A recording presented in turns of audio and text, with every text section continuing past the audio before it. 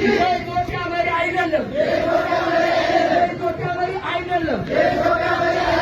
አብይ አህመድን ለማስወገድ በጋራ እንዘምታለን።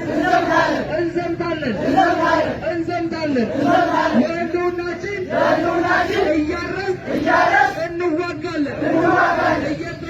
እየተዋጋን እናርሳለን። እያመረን እንዋጋለን። እየተዋጋን እናመርጣለን። የአብይ አህመድን ገዳይ ቡድን ለማስወገድ በጋራ እንዘምታለን።